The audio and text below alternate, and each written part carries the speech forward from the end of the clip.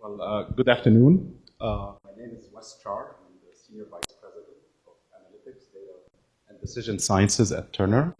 I'm here with a couple of colleagues of mine, Antonio Carbajal and Peter Williams, to talk to you about the exciting world of advanced analytics at Turner, and actually what we've been really able to do with advanced analytics to enable audience targeting. Audience targeting is something that is actually changed the way we do business on TV. For decades, marketing campaigns on TV has been guaranteed by a demographic. For the first time, we are able now to do marketing campaigns guaranteeing a very specific audience target. A yogurt eater, an auto attender, a chase, perhaps a credit card user, etc. Whatever is the target audience that the advertiser agency are interested in. I also want to thank today, before we proceed with the agenda, the judging committee for that honor to be here and for our nomination as a finalist in the Innovative Applications and Analytics Award. So we have a pretty packed agenda that we're going to go through to explain all of this. But before we do this, we want to share with you a quick video that talks about audience targeting, but also highlights how we are actually competing on analytics in the marketplace. This is a video actually that Turner has used at the Consumer and Electronics Show, for those who are familiar with CES, not long ago. So with that. Last year, we started something big, something bold. We created a new way to do audience targeting in television. We broke the rules and made new ones. Many of our agencies and advertisers were brave enough to blaze this new trail with us. At Turner, we are committed to pushing things even further. Powered by new data sets and advanced analytics, basic program selection has been transformed into true media optimization. Simple historical indices just don't cut it. Our solutions are powered by a best-in-class predictive model called Competitive Audience Estimation, or CAE for short. CAE builds true audience estimates for any data set. We've tested CAE with industry-leading data sets like Nielsen, TRA, and even first-party data. CAE builds estimates at the 30-minute level so that we can place units where your target audience will be. It's the most granular audience estimation tool in the market today. We have multiple patents pending to prove it. CAE gives our partners a quantifiable advantage, and it powers all of our targeting innovations. In 2014, TargetingNOW launched on TBS and TNT, allowing a progressive group of advertisers to begin testing the waters. With TargetingNOW, we were able to maintain their daypart mix, guarantee demo impressions, and could still negotiate on their demo CPMs. But TargetingNOW also optimized their schedules so they could get more of the audience target they care about most. In 2015, we launched TargetingNOW 1.0, and all of our beta partners renewed, and many new partners took the leap with us. There are over 75 deals slated to run in 2016, and we have real results to share.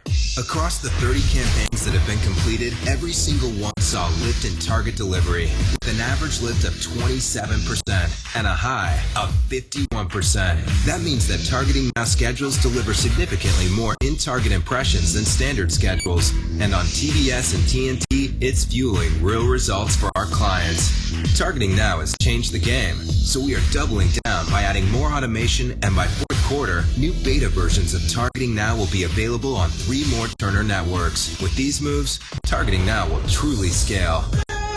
And in 2016, we're pushing things even further with AudienceNOW, the most aggressive audience targeting initiative in linear TV. With AudienceNOW, you pick the data, you pick the audience target, and Turner delivers, guaranteed, across all our networks. Like TargetingNOW, AudienceNOW is powered by our CAE model. We can plan against any target audience, negotiate any target CPM, and guarantee the target impressions. We are excited to announce that we have partnered with 3 blue-chip advertisers to launch the beta. Together, we are collaborating to build the future of audience targeting in TV. Turner's AudienceNOW and TargetingNOW are changing the way television is bought and sold. We're moving beyond day parts, demos, and CPMs to make our media work harder for you. We are rewriting the rules to create a more engaging and relevant advertising experience that puts the consumer first. Together, we can take smart risks, be bold, and change everything. Let's start something.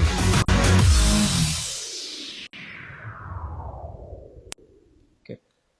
So we will start with some background information about the media industry, just to establish a common floor of discussion for some terms and lingo that we will be using later on during the presentation.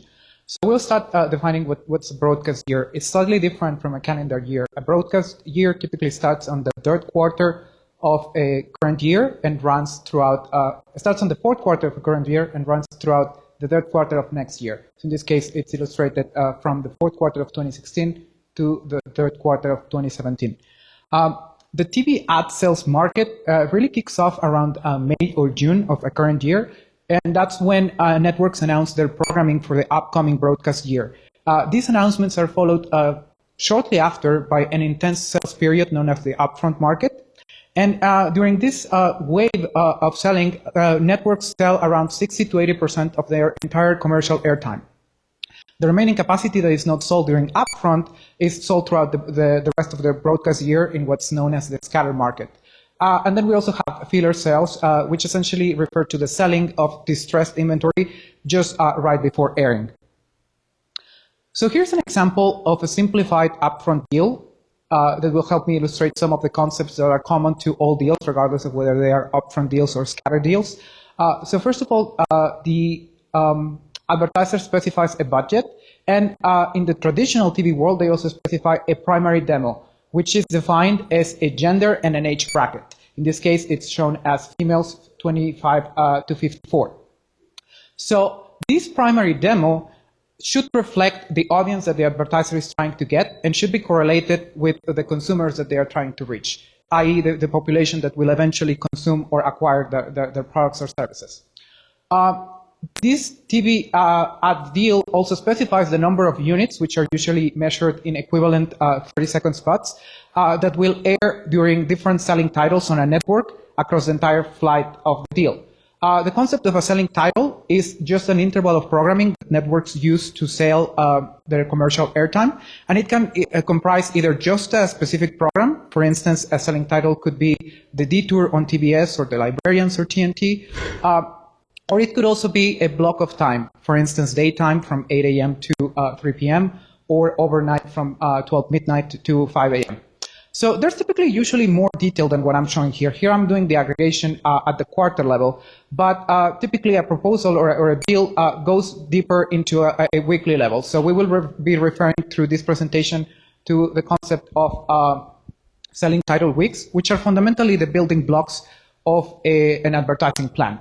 So these units must obey a certain mix across selling titles. For instance, the advertiser might have a requirement that 30% of the units must be coming from what are considered prime selling titles.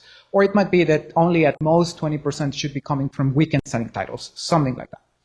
So these units are also projected to give a certain level of audience that should fall into the primary demo that the deal is associated with.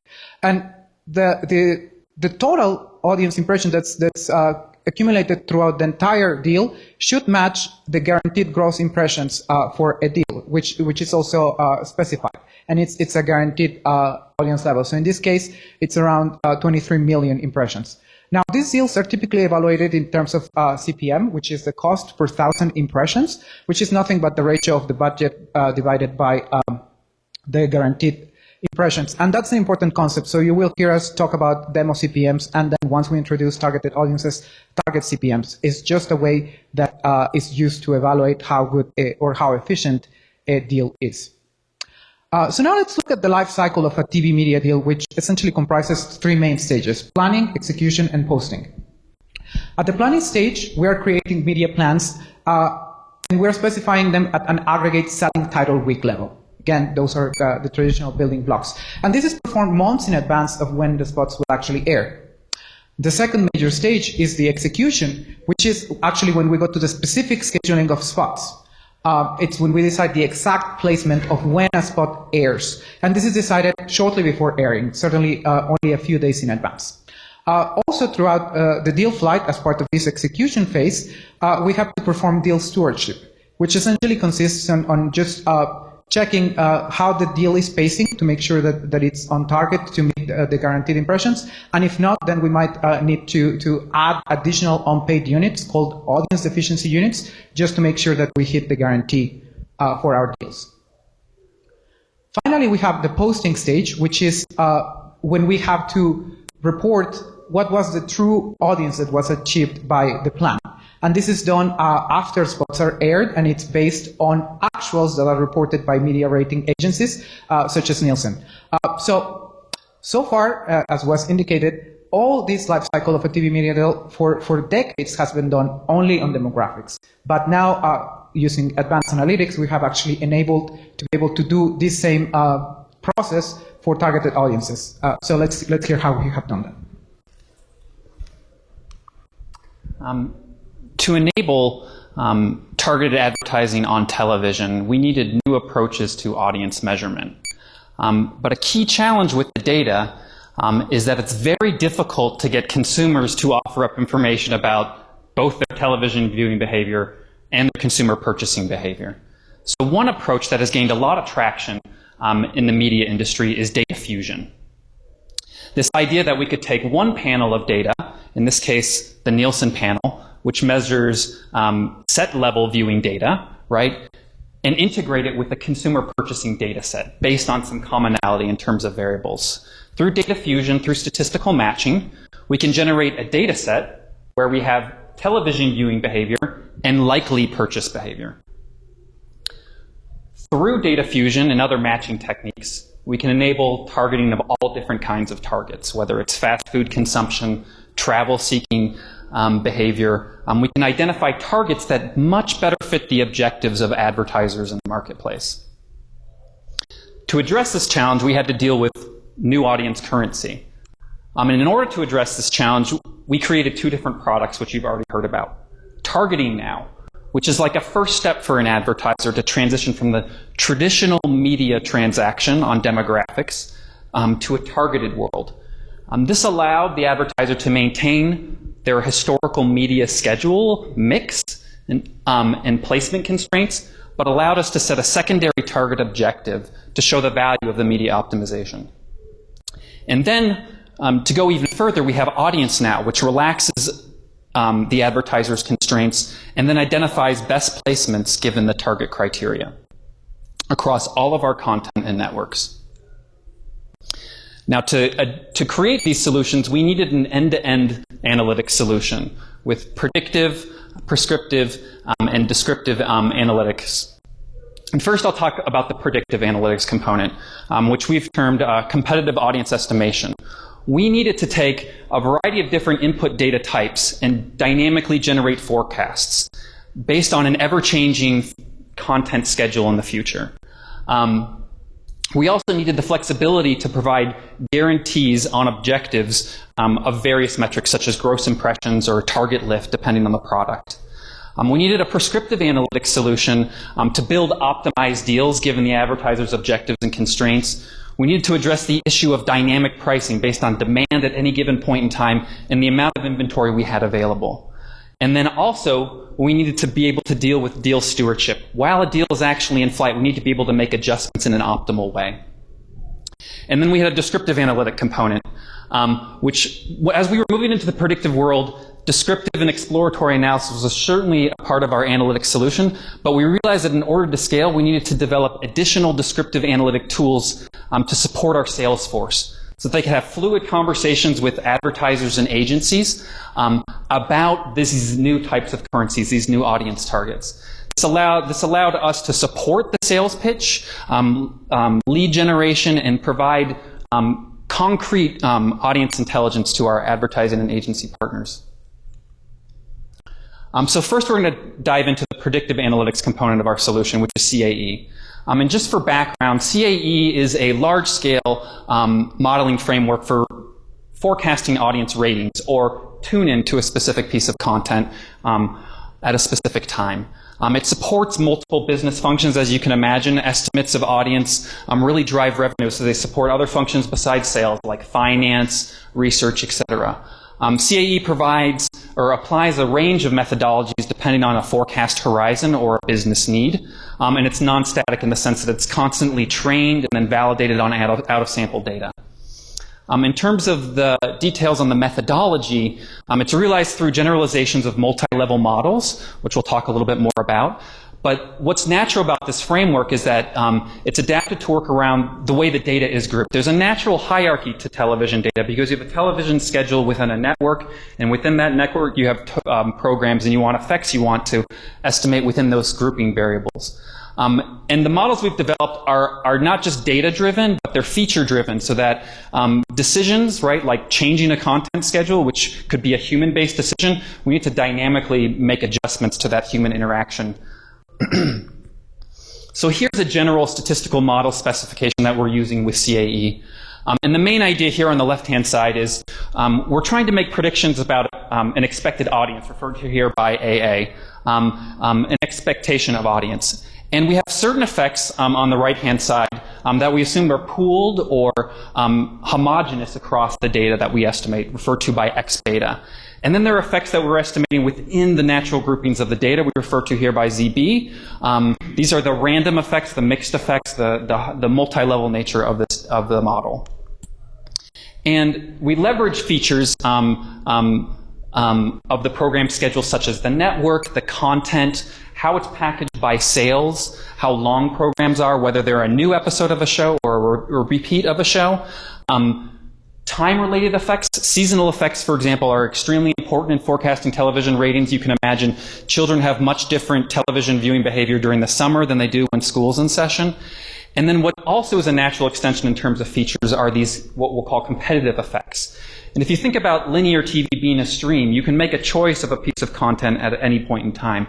But that decision is driven by what else is available at the time you're making a tune-in choice. And we realize that through competitive effects that we estimate. So almost hand in hand with the development of our predictive analytics capabilities, we also had to develop prescriptive analytics capabilities that were able to take those estimates of where our audiences are going to be showing up and really help us activate our different targeted audience products, namely TargetingNOW and AudienceNOW. So in what follows, I'm going to describe first from a process perspective what changes are needed or what is needed to activate our two main targeted audience products, and then I will describe the models that we have used in the different stages of a media planning deal. So for TargetingNOW, the value proposition is really that we take a deal that's still based on demos. So it's still, as Peter mentioned, it's just the first step for advertisers to really test the waters in this new way of thinking of targeted audiences. And so in addition to meeting all the goals for the deal from a demo perspective, there's this secondary goal of optimizing the placements so that the deals get a lift delivery over the impressions on this targeted segment. So fundamentally, we're looking at, from an input-output perspective, the input to this process is a series of demo-based deals, each of which might have its own target segment, and they could be completely different. We also look at short-term CAE estimates, since this affects mainly the execution stage, not so much the planning, because the planning is already done. We're taking the demo-based deals. We need really the most up-to-date forecast that we have for the short term. And we also, of course, look at the inventory buckets, which determine what are the potential places where we can schedule our spots. So when we just looking at it at this concept in isolation for now, the main idea behind what we do for spot scheduling for TargetingNOW is we take a baseline, which there could be several ways to establish a baseline, but what we have taken to the market is this concept of a median schedule delivery, which is fundamentally just a baseline of what the deal would have gotten if there was no optimization involved. And then on top of that, we add a lift goal, which would be translated into additional target impressions. So for instance, if we are calculating that the median schedule will deliver, say, 1 million impressions, we might say, well, we will get you a 20% lift over that. And the output of all this is just exact spot placements. Again, this just affects the execution, not so much the planning, because the planning is already done at the demo-based deals. That's different for AudienceNOW. The value proposition of AudienceNOW is that the advertiser picks the data, the advertiser picks the target, and then Turner delivers and guarantees it. So it's really moving away from demos and going all the way into just this completely new way of thinking, which is targeted audience segments. So because of that, from a process perspective, it affects both the planning and execution stages of a media deal. For the planning, we have to create proposals that allocate units and price them across all our entire portfolio of networks. And there's truly no exclusions from our end. So we include all of our programming, including sports. And the inputs are advertiser requirements, sales requirements, and strategic planning requirements, which I will explain a little bit more once I describe the models. At this stage, we look at long-term CAE estimates, since this is done months in advance, and we also look at our aggregate commercial airtime inventory. Again, at this point, we're doing at an aggregate level, and the output is simply going to be the spot assignments by network selling title week. Later, once we're close to airing, we combine those spots assignments by network selling title week with short-term CAE estimates and inventory buckets to once again go into spot scheduling and to determine exact spot placements for AudienceNOW. So now we have looked sort of horizontally from a product perspective. Now let's take a look vertically from a stage perspective, or at the planning stage, we would be simply looking at the proposal creation that only affects AudienceNOW, since the rest of the proposal creation is done still in the traditional way of doing business. So under this new paradigm, the advertiser might have a concept of delivery metric that they are trying to pursue. So that can be target impressions, it can be reach, which is essentially unduplicated audiences, it can be composition, which is the index of target impressions to demo impressions, and it could also be response for those advertisers that can take it all the way to, say, clicks on their website that can be attributed to a showing of a commercial on TV. So independently of the objective that they have, we want to maximize that, and that is subject to a series of constraints, which I had previously mentioned. So we have advertiser constraints, sales, and strategic planning requirements. So from the point of view of the advertiser, they certainly have a budget. They only have so much money that they want to spend. And even though their mixed guidelines are not as strict as they were in the demo world, there are still some guidelines as to what constitutes a good mix. Like maybe the optimal way of doing something might be to say, put a lot of content overnight, and they might not want to do that. So they still want to have at least some control on what happens there. So they might also indicate some network or selling title exclusions. So independently of the delivery or the metric that they have, there might be other reasons why they might not want to pursue a particular network or a selling title. Now, from service requirements, that's essentially requirements that are coming from our sales team to make a deal attractive to an advertiser. So, as I mentioned before, the concept of CPM is one of the key metrics, and so to create a good plan, we have to have some goals as to how that target CPM is going to be reduced. So, if the advertiser is to look historically what they have paid for this new target that they are now interested in, let's say that they were paying historically around 100, now we want to create a plan that gets them, say, about 80, so a 20% reduction, or it might be a 25% reduction, whatever makes sense. Now, even though we're moving away from demo, the advertisers might still want to look at what is happening to that old metric that they are used to dealing with. So there might be some kind of a benchmark. They understand that it might have to increase, but they might have some kind of a cap of how much this can increase. And actually, the nice thing is that with advanced analytics, we sometimes are able to reduce both the target and the demo CPM, which is always nice. We also have some limits on how much we can increase our rates, again, with respect to what they have paid historically. And we have, from an operational perspective, the organization called Strategic Planning, which is really the one who's in charge of managing the inventory across all of our turner, and they give us package guidelines, like for instance, how we can use the inventory or in what proportions to make sure that that it's suitable for them to release that inventory. They also provide with floor rates, which means the minimum rates that we can charge for a unit. And in this model, we're allowed to increase the rates, but not decrease them beyond the floor rates. And of course, we also take a look at inventory avails. So all this is translated into a larger scale mixed integer linear program that is linearized after a series of reformulations. And really the key of creating this tool is the ability to be flexible, to provide several scenarios so that the sales personnel can play around with these constraints and can present to the advertiser a few options and go into this iterative process until they find one that is good for them. From an execution perspective, the main prescriptive analytics models that we're using is a spot scheduler. So regardless of where the spots are coming from, regardless of whether they are targeting now, audience now, or even classical demo spots, there's several constraints that must be honored. So in particular, we cannot schedule on a commercial break more time than what we have available. But some spots might also have some time separation requirements. Like, for instance, 2 spots from the same advertiser should be separated by at least, say, 30 minutes or 1 hour, depending on what's negotiated. There's also some competition avoidance or conflict code requirements. For instance, the fact that we cannot advertise a commercial of Pepsi and a commercial of Coke in the same break. And there are a few other constraints that apply, like certain positions within a break, some associated constraints that dictate that 2 spots must be, say, played back to back, things like that. There's date and times. So a number of constraints that should be honored for all the spots that are involved. And there are different goals that depend on where these spots are coming from. So we certainly have the targeted spots, Targeting Now and Audience Now. For targeting spots, the goal is to attain the desired lift. So when we're placing them in different positions that yield different potential viewership, we want to ensure that we get the lift for them. For Audience Now, we certainly want to place our spots in such a way that they end up pacing what we're expecting so that they meet the overall guarantee. For demo spots, it should be the same, but for the demo audience. And then here we also include filler spots.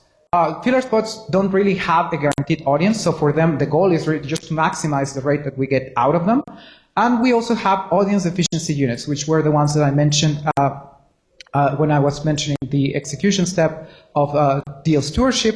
So these are zero rate units that we have to provide to the advertiser when we are falling short of the guaranteed impressions. So the main point here is that we have a ton of spots and we have to consider them all at once to truly do a holistic global inventory management.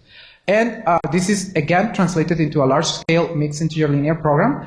The fundamental decision variables are just the placements of where we're going to position our spots, plus some additional variables to really account for all these constraints. Again, here, this is something that's fully automated, and in this regard, it's run on a it's a large-scale model that is decomposed and then run on a rolling horizon. The last analytic component we're going to discuss is the descriptive analytics component, or what we refer to as audience discovery. These are a suite of tools we've developed for our sales team that help support the pitch, support lead generation through providing information about targeting with our ad and agency partners. And this is accomplished through, we'll discuss 3 main areas of audience discovery. One is identifying a target and then looking at how large is that target in terms of audience on TV, and where is it concentrated. We want to provide information to our salespeople about competitive pricing. We buy third-party pricing data and layer it against these target audiences so that we can look historically at what an advertiser would have paid for a specific audience historically to put some context around the value proposition.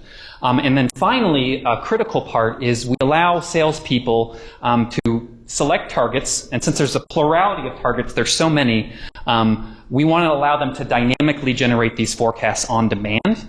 So that they can put the context of the audience around the content that's going to be scheduled in the future, not the content that was scheduled in the past. So here's a screenshot from an example tool related to that first component. So evaluating the market share of a specific target. And it's a little bit difficult to see here, but this is where a user has selected Betty Crocker baking mix occasional buyers as a target.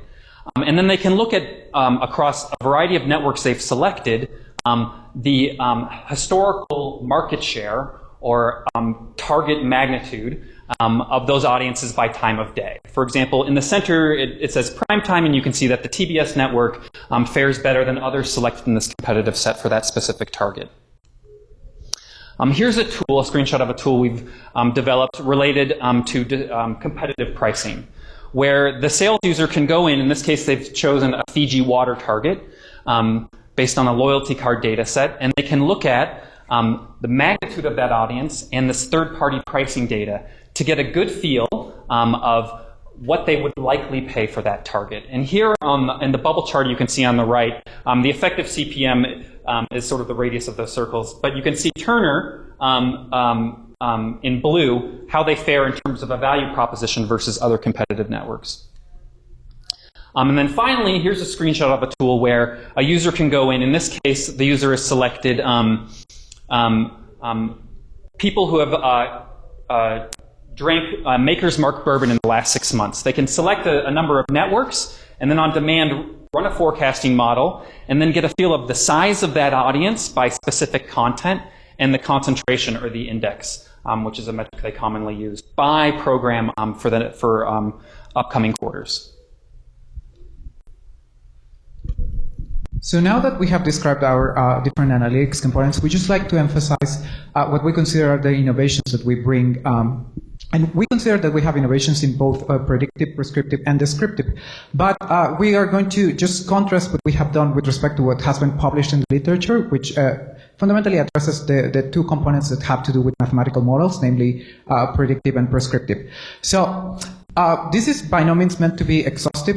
I'm just giving you some examples, but the conclusions really carry over to what's available in the literature. So in terms of predictive analytics, the works that have been published have been mostly of just research and theoretical nature. There's not really an application that has been reported. And as such, they only address demographic audiences, and they typically have a limited scope, both in terms of the times of the day that they tend to focus on. Most of the works focus on just forecasting audiences around 6 to 11 p.m., which is around what's considered prime time. And they also limit themselves to not very granular forecasts. They might forecast what's the average audience of a program over a week or maybe over a quarter, but really no more granular than that. In contrast, what our predictive solution does, it addresses both targeted and demographic audiences, and we produced forecasts at the 30-minute level, which is the most granular level that's available in the industry today. And as a matter of fact, we actually can go more granular than that. We have completed proof of concepts for minute-by-minute forecasts. The only reason why we don't execute on that right now is because currently all the postings of all the deals, the most granular level that we go to is the 30-minute level. But if we ever go to minute-by-minute scheduling, we're certainly ready to take that on. And we also cover our entire 24-hour, 24/7 programming schedule. Which is something that really is needed to scale at the industry level, taking all our networks and all our programming into consideration.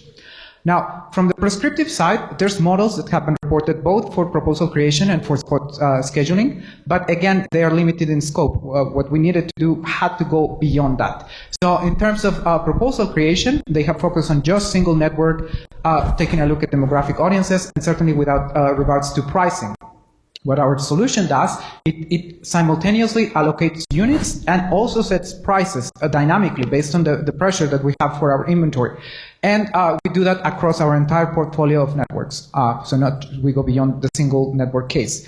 And we also consider both demographic and targeted audiences, something that hasn't been addressed before. Now, from a spot scheduling perspective, really what's reported in the literature has focused, again, just on mostly research-based works that focus on feasibility problems that typically address only two of all the constraints that I listed.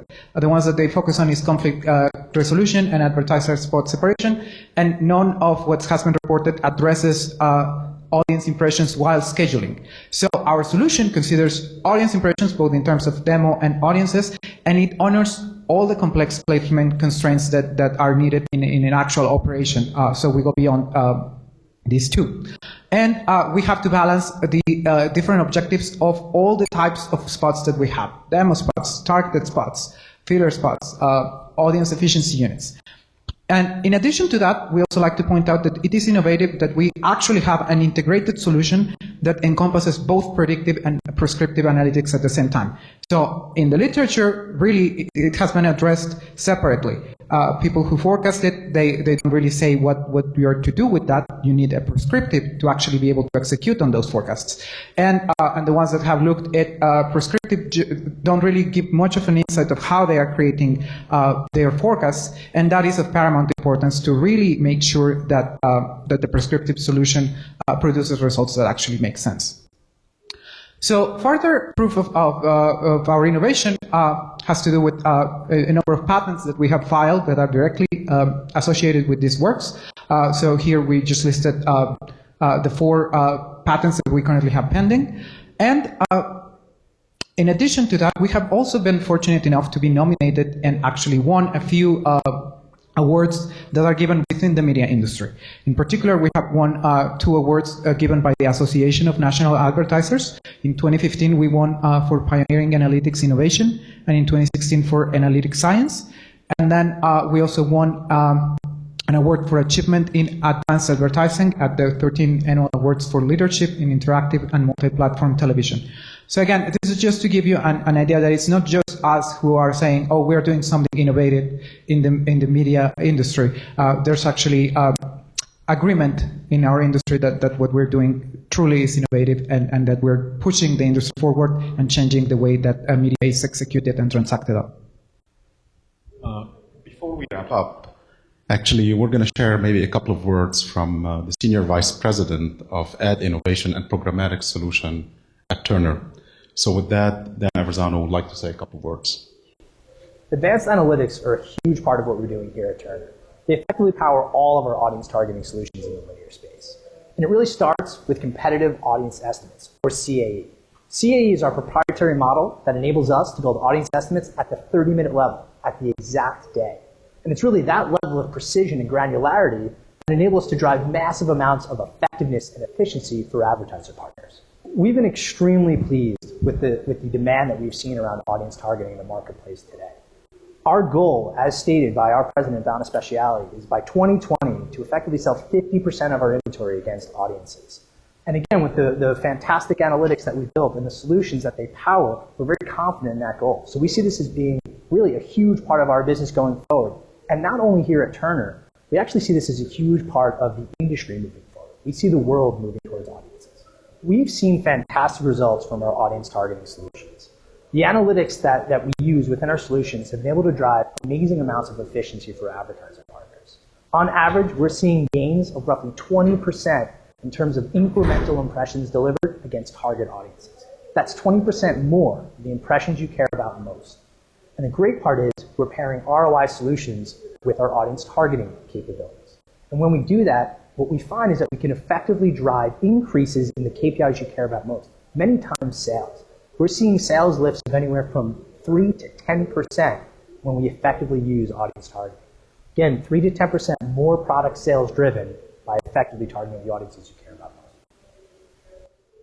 So with that, let me talk a little bit about what we have seen so far in audience targeting. Anyone that's actually started with us in 2015 buying audience targeting renewed, the growth of selling these products has been exponential, targeting now and audience now. Like Dan said, by 2020, 50% of our inventory will be audience targeting sales. The other thing that I want to also highlight, like Dan said, we're delivering 20% more impressions than they would have got, let's just say, if they bought a demo deal.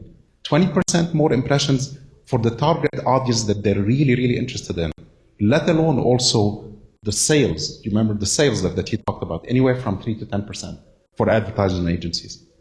So what we talked to you about today is actually how advanced analytics really disrupted the industry and disrupted our lives too, in some sense. So our business processes had to change, correct? We have to rethink how we do business. But also the marketplace reacted very favorably because this is what they wanted. We basically ended this paradigm of selling demographic, which has been there for 40 years, for 4 decades. That was like the single most important transformation, I would say, in TV sales so far. So, and the one thing that I'll also add, which Antonio highlighted, the solution is integrated. It's an end-to-end solution. Forecasting, optimization, at any point in time, the optimization algorithm is running. If there is a programming change, it's productionized. It runs the whole optimization, find the efficiency again. At any point in time, it manages all the deals that we have signed. At any point in time, it's not 1 or 2 or 20 or 30. We're talking thousands of deals are in flight, in campaign across all of our networks.